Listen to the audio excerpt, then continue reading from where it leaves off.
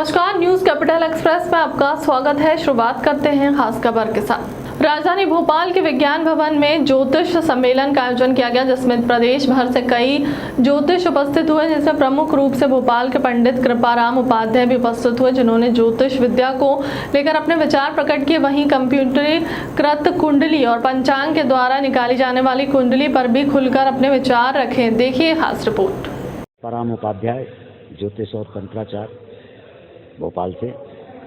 आज एक बड़े कार्यक्रम का आयोजन किया गया भोपाल में। क्या रूपरेखा है कार्यक्रम की, किस संदर्भ में रखा गया है कार्यक्रम? ये हमारे सनातन की वैदिक परंपरा को निर्वहन करने के लिए ही मुख्य आयोजन है आज।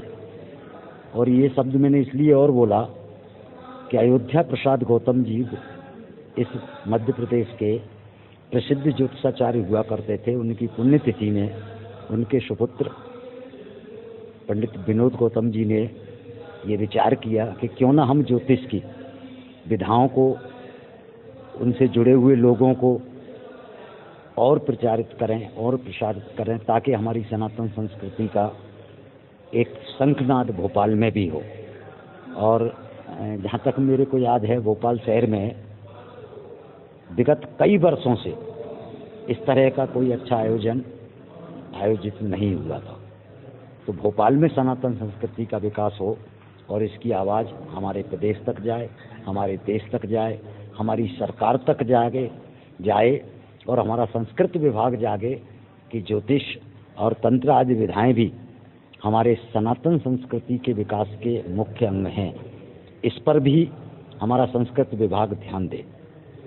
महोदय, आप एक लंबे समय से ज्योतिष विद्या में हैं और एक अच्छा अनुभव है। क्या संदेश देना चाहेंगे दर्शकों को? मैं जनता को एक ही संदेश देना चाहूँगा, और शायद ये मेरे जीवन का लक्ष्य भी है, क्योंकि मैं ब्राह्मण कुल में पैदा हुआ और पूर्ण एजुकेशन करने के बाद, पीजी के बाद मैंने ज्योतिष क्षेत्र को अपनाया। ये मेरी पैतृक परंपरा थी। आज विनोद गौतम जी कर रहे हैं, ये भी उनकी पैतृक परंपरा है। हम लोगों ने पूरी शिक्षा पाई, लेकिन उस परंपरा को आगे बढ़ाया।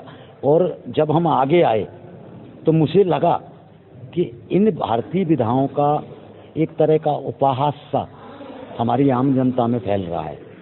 हालांकि ये कुछ हमारे विधर्मियों की कूटनीतियों के कारण हुआ है। लोग ज्योतिष और तंत्र आदि से डरने लगे हैं, और कुछ व्यावसायिक लोग ऐसे आए भी हैं जो ज्योतिष और तंत्र के नाम पर एक शुद्ध दुकान या व्यवसाय चला रहे हैं।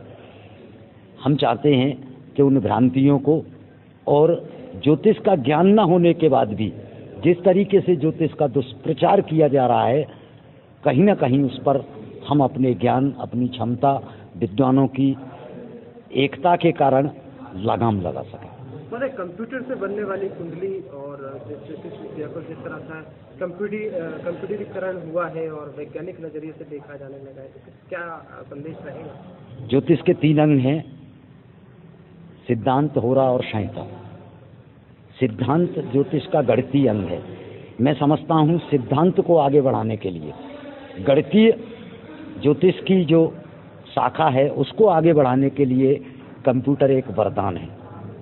परंतु जहाँ हम होरा संहिता की बात करते हैं, जब हम फलित की बात करते हैं, जब हम किसी घटना दुर्घटना के पूर्वाभास करने की बात करते हैं, तो कंप्यूटर में किसी एक व्यक्ति का माइंड भर फिट होता है।